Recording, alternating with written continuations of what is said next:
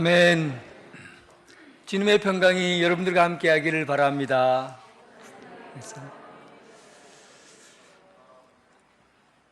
인터넷을 보다 보면 신년에 사람들이 가장 많은 부분에 접속한 내용이 있는데 그것이 바로 오늘의 운세입니다. 오늘의 운세는 어떻게 구성이 되어 있냐면 생년월일 그리고 언제 태어났는가 이걸 기준으로 해서 12간지를 가지고 조합을 해서 그 사람의 운명을 예언하고 또 운명이 어떻게 될 것인가를 찾아가도록 그렇게 하는 거예요. 그러니까 언제 태어났는가? 69년 2월 8일 새벽 3시 제가 태어난 날짜예요. 그리고 이게 이제 생년월일이니까 4개의 기둥으로 되어 있죠. 4개의 기둥으로 되어 있고 4개 기둥으로 예상하는 거예요. 언제 몇 년도에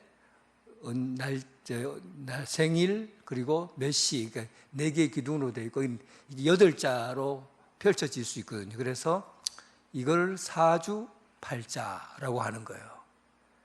사주팔자를 자축인묘 진사오미 신유술래 이렇게 12간지를 가지고 전 잘 몰라요 사실은.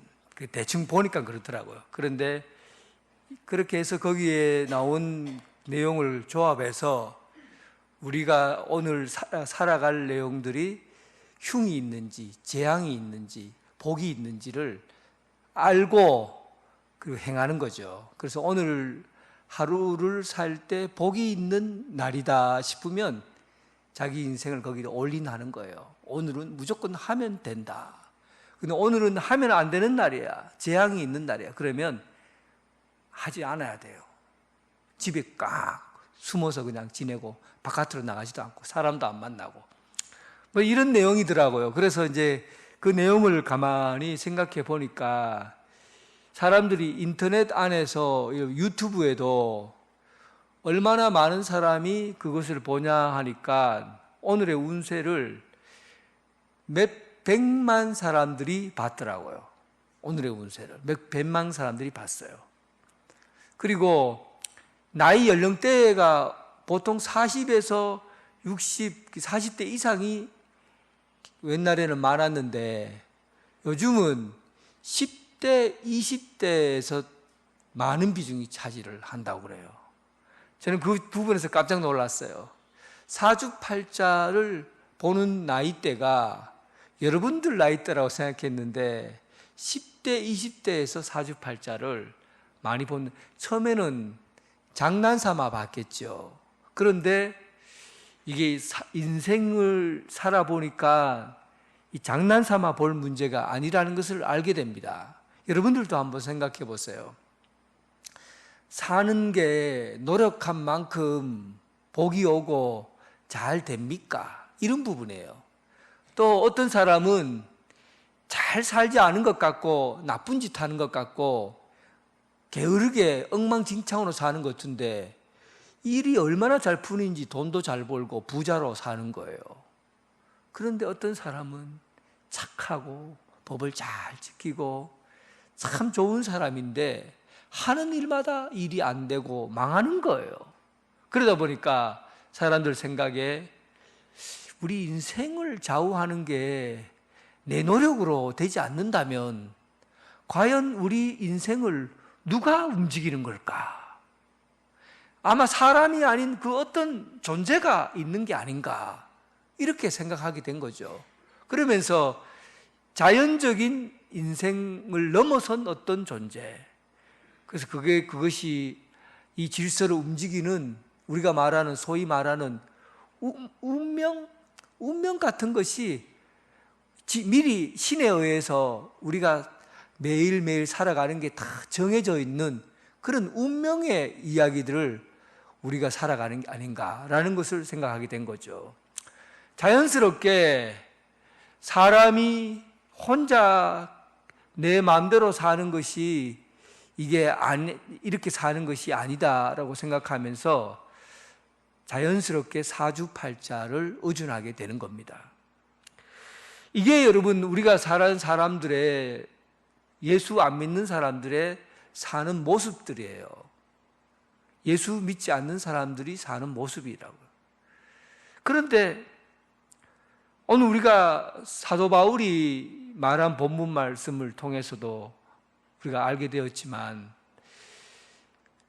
인생이 그냥 어떤 운명에 의해서 움직여지는 것이 아니고 진짜 인생은 예수님을 만난 이후부터 인생이 달라진다는 것을 알게 된 거예요. 그게 그리스도인들이에요. 그러니까 세상이 사주팔자에 의해서 움직여지는 것이 아니라 예수를 믿고 나니까 우리의 모든 삶의 주관자이시고 삶을 살아가게 하고 시간을 결정하고 미래를 열어가시는 분이 하나님인 것을 알게 된 거죠.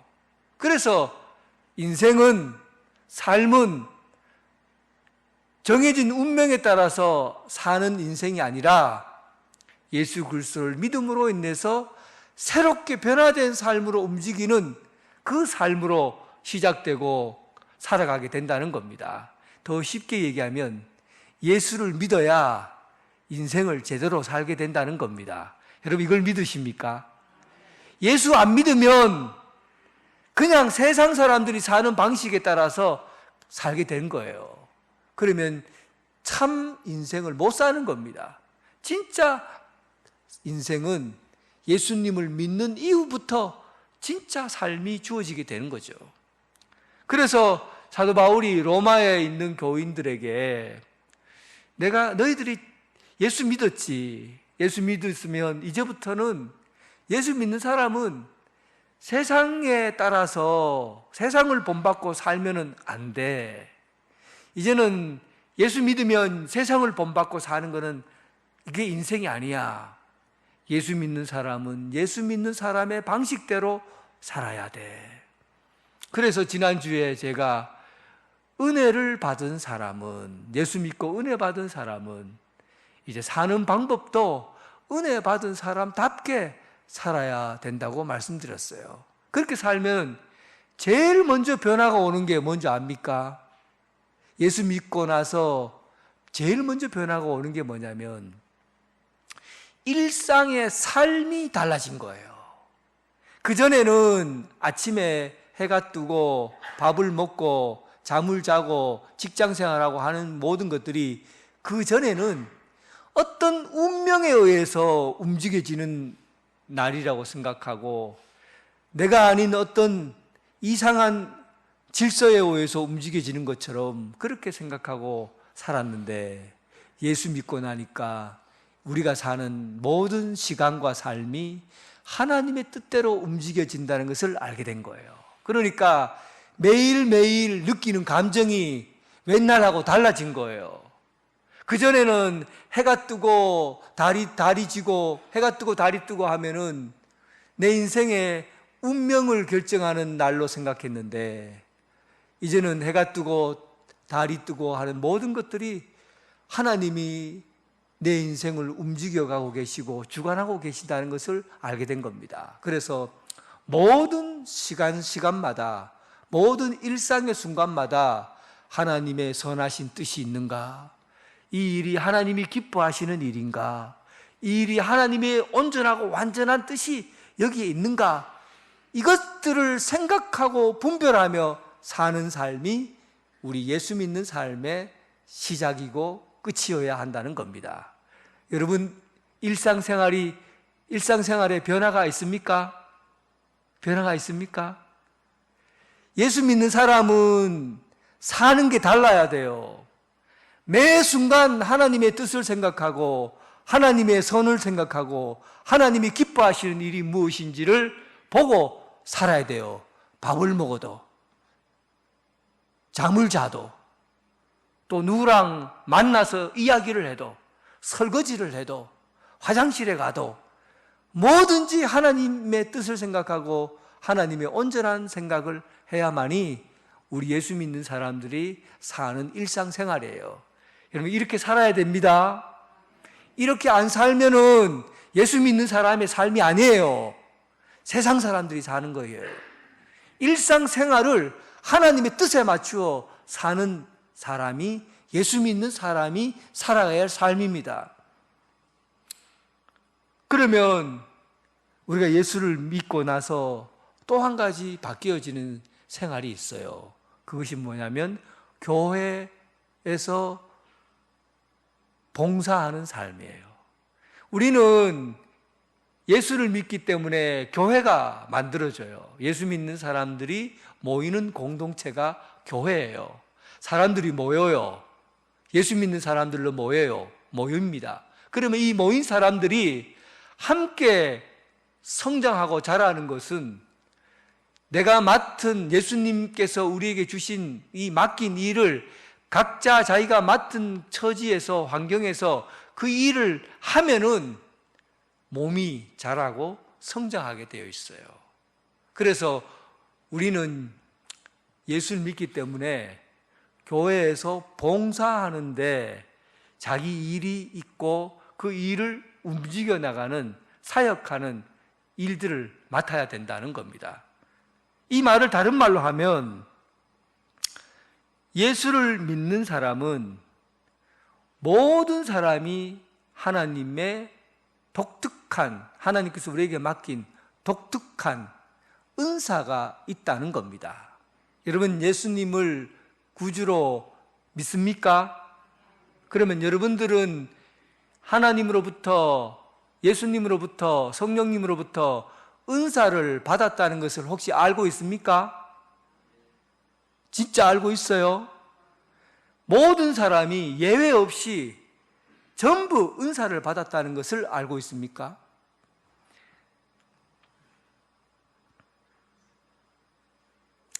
한번 따라해 보겠습니다. 좀 길어요. 그래도 한번 여러분 머리를 잘 굴려 보십시오. 그리스도인은 자신의 은사를 깨닫지 못하는 사람은 있어도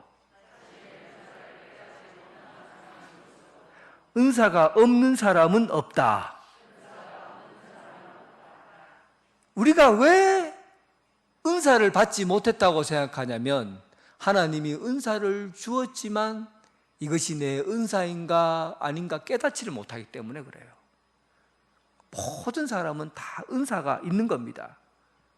그런데 사도 바울이 이 시점에서 그렇다면 모든 사람이 다 은사를 받았다고 한다면 그러면 이 은사를 어떤 기준을 갖고 사용해야 될 것인가, 여기에 기준점들을 세웠어요. 그러니까 이 기준에서 벗어나면 안 돼요. 너무 중요한 이야기죠. 내가 봉사를 하는데 이 기준을 가지고 봉사를 해야 된다는 거예요. 오늘 사도 바울이 한 얘기는 이 기준점을 가지고 봉사를 하지 않으면 그 봉사가 헛된 것이기 때문에 반드시 오늘 이야기하는 것을 귀담아 들어야 됩니다. 그래서 봉사하기 전에 3절에 보니까 내게 주신 은혜로 말미암아, 하나님이 내게 은혜를 주셨기 때문에 봉사하는 사람은 은혜를 가지고 봉사해야 된다는 뜻입니다. 이 순서를 바꾸면 안 돼요. 실천하고 봉사하고 은혜를 받을 수는 없어요. 은혜를 받고 그리고 봉사해야 돼요. 하나님이 세상을 창조하실 때 질서 있게 창조하셨어요. 공중에 날아다니는 새들과 하늘의 달과 별들을 만들기 전에 먼저 하늘을 만드셨어요. 궁창을 만드셨어요. 그리고 하늘을 만들고 난 다음에 해와 달과 별들을 만들고 새들이 날아다니도록 했어요. 그리고 땅과 바다를 먼저 만드셨어요. 그리고 난 다음에 땅에는 짐승이 살게 하고 바다에는 물고기가 살게 된 거예요. 이 순서가 바뀌어버리면 어떻게 해요? 물고기가 먼저 있고 바다가 생기면 물고기 다 죽어버려요.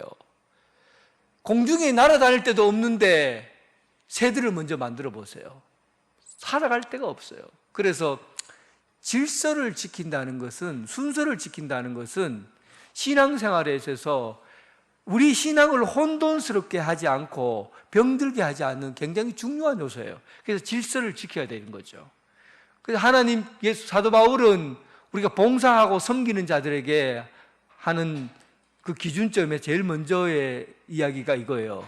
은혜로 내게 주신 은혜로 말미암아 섬기라는 겁니다. 고린도전서 13장은 사랑장이라고 그래요.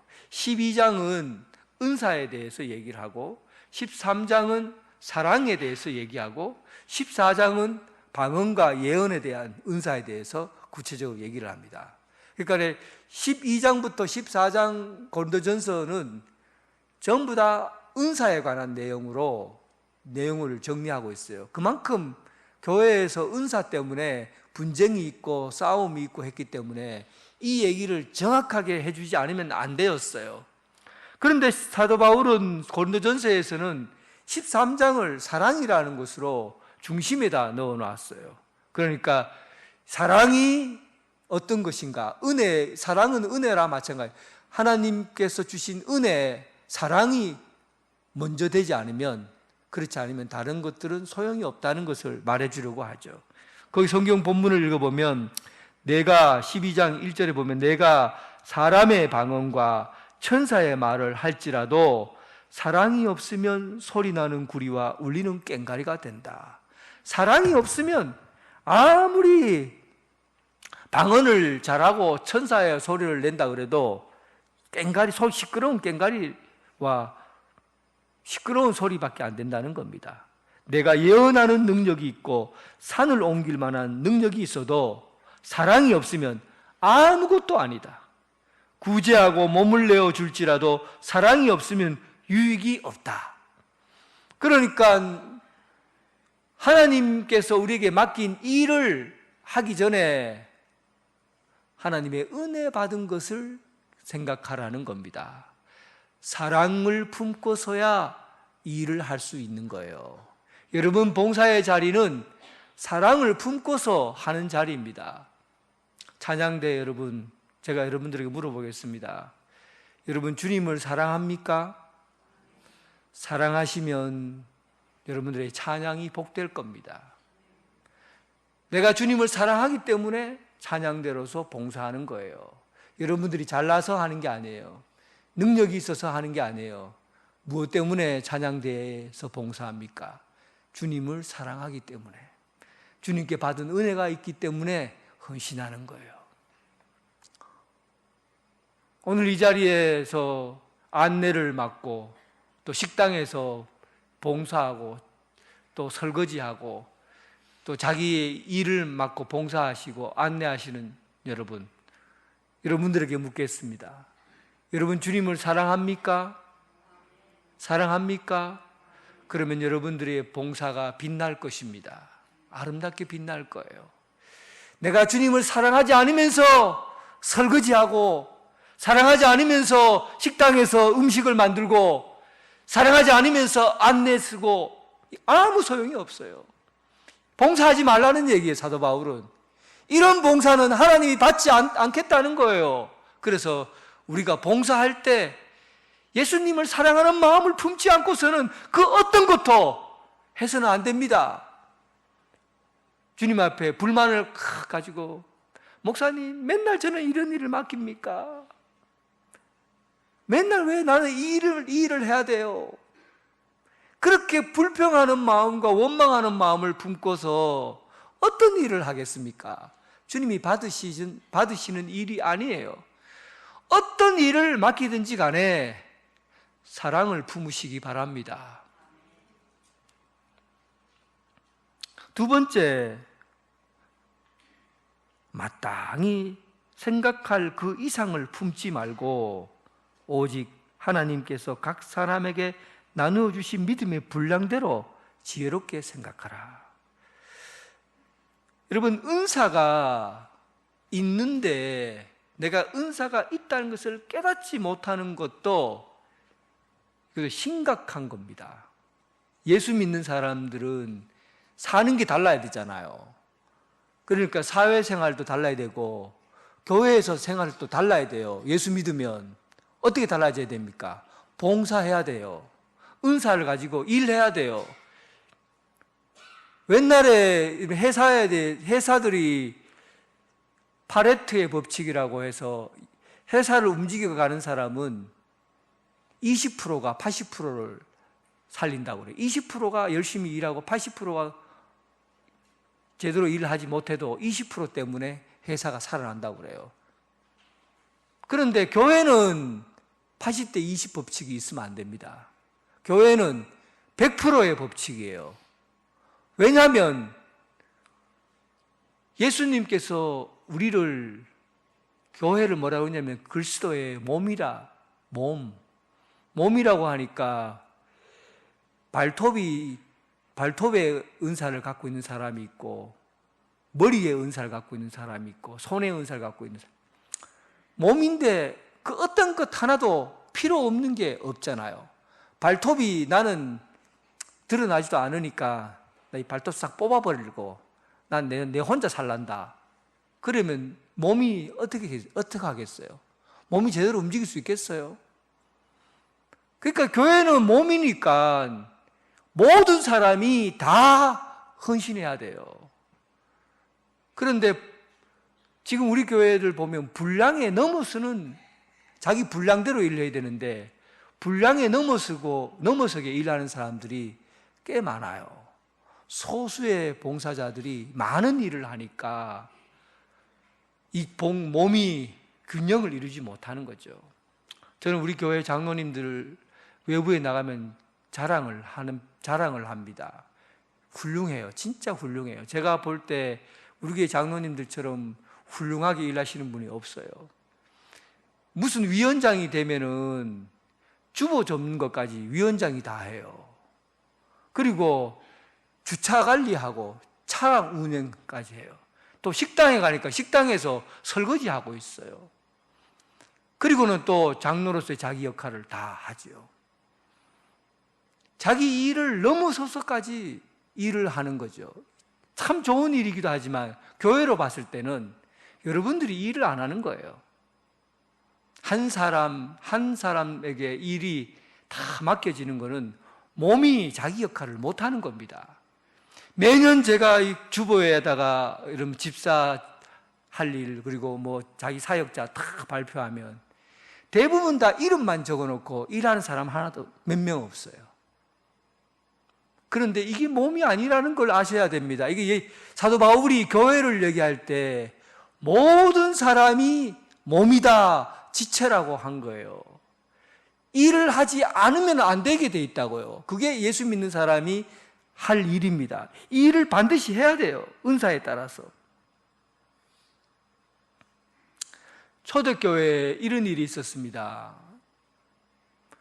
사도가 말씀과 기도하는 일에 전무해야 되는데 매주 봉사하는 일이 너무 많았어요. 구제하는 일이. 그래서 구제하기 위해서 월요일부터 금요일까지 매일매일 구제하는 일과, 그리고 일주일에 한 번 많은 음식을 가져주는 구제, 금요일 하는 구제, 매일 하는 것과 금요일 하는 이 모든 것을 사도들이 다 짐을 운반해 가면서 나누어주고 이런 것들을 해왔어요. 그러다 보니까 나중에 입에서 단내가 나고 막 이것저것 다 못하니까 도저히 사도들이 교회에다가 선포를 한 겁니다. 내가 말씀 전하고 기도하는 일을 못하겠다. 사도가 돼서 이 일을 못하겠다. 그래서 이 일을 하려고 하면, 정말 이 사도로서 이 맡은 일을 하려고 하면 봉사하고 섬기는 일은 누구에게 좀 맡겼으면 좋겠다. 그래서 집사를 뽑게 된 겁니다. 7 집사를 그래서 뽑은 거예요. 모든 성도들이 함께 일을 나누어 가지면 교회가 그 일로 인해서 성장하고 자라게 되는데, 한두 사람이 그 일을 맡게 되면 일이 잘 되는 것 같아도 결국은 일이 안 되는 거예요. 몸이 안 되는 거니까. 예수님께서, 사도 바울이 교회를, 은사를 활용하는 데 있어서 가장 정확하게 상징적으로 표현한 게 바로 우리는 그리스도 안에서 한 몸이고 서로 지체가 되었다는 이야기입니다.